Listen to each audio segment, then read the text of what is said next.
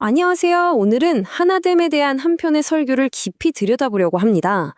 과연 우리 공동체를 진짜 하나로 똘똘 뭉치게 하는 힘은 뭘까? 같이 한번 파헤쳐 보시죠.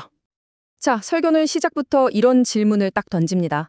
우리 교회의 비전은 무엇이라고 생각하십니까? 여러분, 이거 정말 근본적인 질문 아닌가요? 내가 속한 공동체의 진짜 목적이 뭐냐는 거죠. 한번 지금 생각해 보세요. 여러분이 속한 공동체의 비전, 뭐라고 딱 한마디로 설명하실 수 있겠어요? 보통 비전하면 뭔가 크고 웅장한 걸 떠올리기 쉽잖아요? 뭐 엄청나게 큰 건물을 짓는다거나 하는 거요.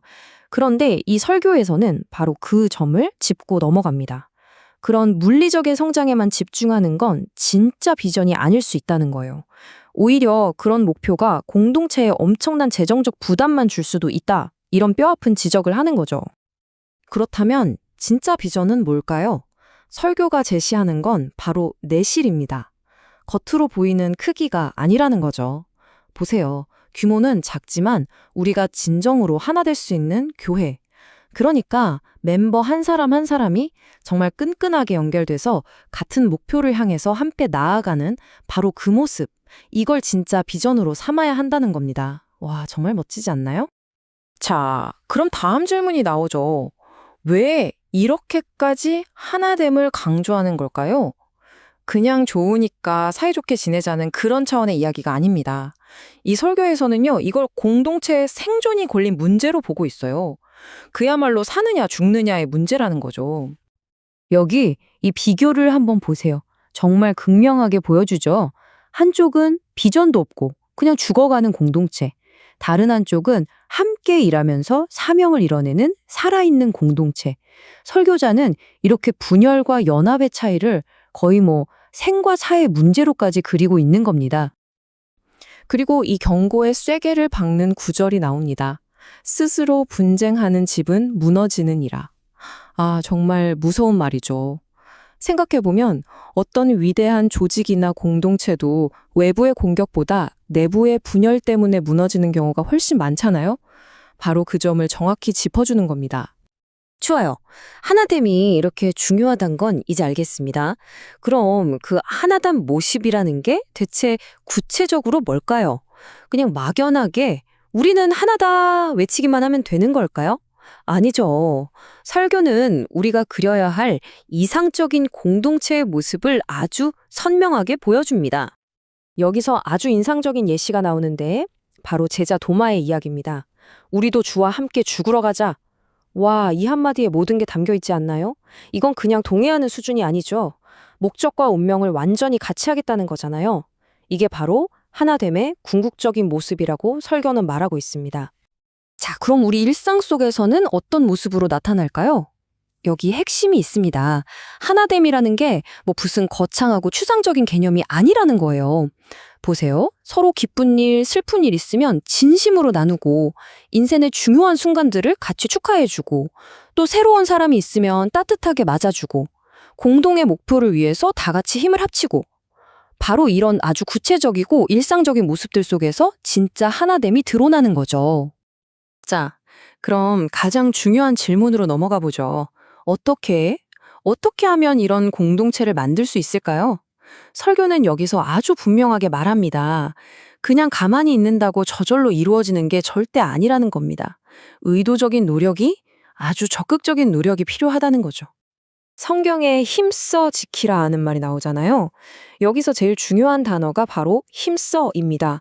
그냥 지키는 게 아니라 힘을 써서 지켜야 한다는 거죠.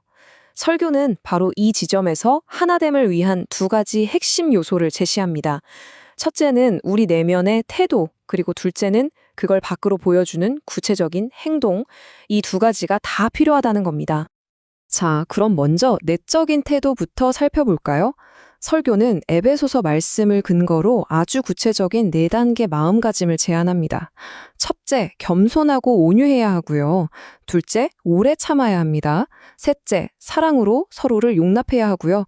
이 모든 것이 바탕이 될 때 마지막으로 이 모든 것을 평화의 끈으로 묶어서 하나됨을 유지할 수 있다는 겁니다. 마치 퍼즐 조각을 맞추는 것 같죠? 근데 진짜 놀라운 건 여기서부터입니다. 설교가 그냥 이런 마음을 가지세요 하고 끝나지 않아요. 아주 구체적인 이번 주 숙제를 내줍니다. 한번 보세요. 단톡방에 적극적으로 참여하기, 새로운 멤버에게 환영 메시지 보내기, 동료에게 안부 문자 한 통 보내기. 어떠세요? 정말 작고 실천 가능한 것들이죠? 바로 이런 작은 행동 하나하나가 앞에서 말한 그 태도들을 현실로 만들어주는 시작점이라는 겁니다. 정말 대단하지 않나요? 자, 이렇게 마음가짐을 바로 하고 또 작은 행동들을 실천해 나가면 과연 무엇이 달라질까요?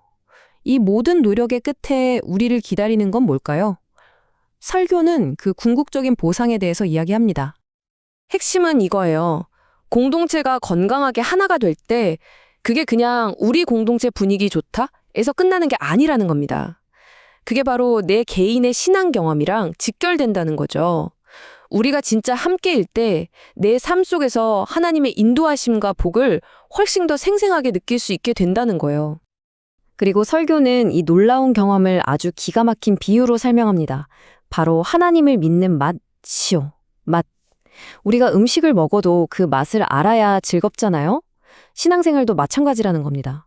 하나님의 존재를 경험하고 그분의 인도하심을 느끼는 그 구체적인 맛을 봐야 신앙생활이 즐거워진다는 거죠.